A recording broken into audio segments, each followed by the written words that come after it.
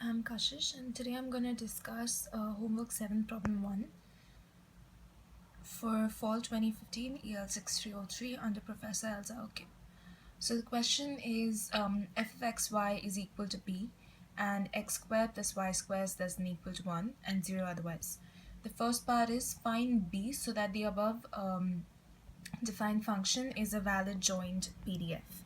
So by looking at the question, it's easy to see that this particular thing, x squared plus y squared is less than equal to 1, will be a circle of radius 1. So this is a circle of radius 1, and we know that area of a circle is pi r square. And once we find the area of the circle, it's easy to find b. So basically, integral of fxy x comma y should be equal to 1. b into integral dx dy is equal to 1. B will come here. This is actually the area under the curve, which is a circle in our case, so that's pi r square is equal to 1 by b.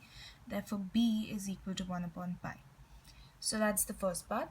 The second part is find these given expected values. So let's start with just thinking what the limits for x and y will be. If you consider x to be going from -1 to 1, then y will be plus or minus 1 minus x square, the whole root. So let's start with that. So e of x, we know the formula for e of x. It's basically x into fxy dx dy, and that's 1 upon pi going from -1 to 1. These are the limits for x into x, and y going from minus square root of 1 minus x square to plus square root of 1 minus x square 1 dy.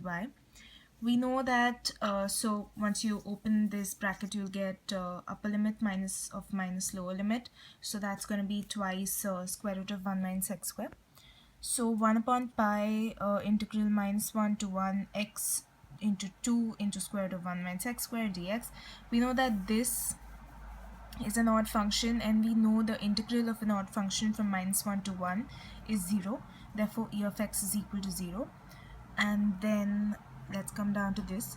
We know that expected value of x y, basically y given x, is equal to e of x, and we know e of x is equal to 0. Therefore it is easy to say that e of x given y is equal to 0. After that, we find e of y similar to how we found e of x in the first one, only that now our limit for y will go from -1 to 1, and x will go from minus square root of 1 minus y square to plus square root of 1 minus y square, and which will give us e of y is equal to 0. Because we've got e of y is equal to 0, it will be easy to find e of y given x, which is a part of the question, e of y given x.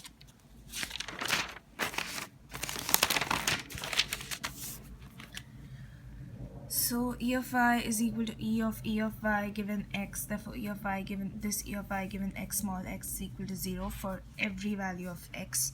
Also that if we try to draw f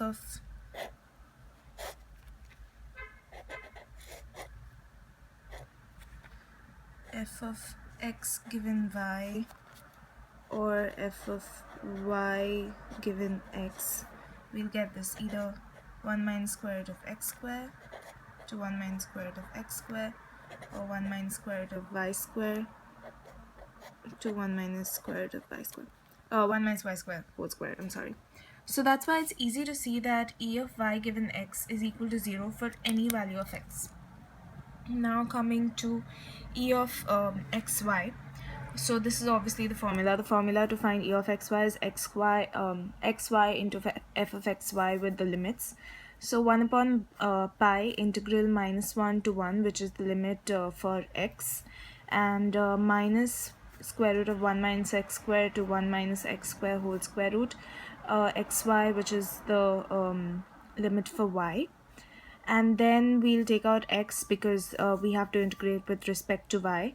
So once we take out x, x will come here, y dy going from minus square root of 1 minus x square to plus square root of 1 minus x square. Y dy is an odd function going from minus of something to plus of something, therefore this will be 0, and then basically we'll get e of xy is equal to 0. So e of xy is equal to 0. Now we know that E of xy is equal to E of xy given x. Therefore, and then we know that this is equal to E of x, E of y given x, and we know that this is equal to 0. That's why we can say E of y given x is equal to 0.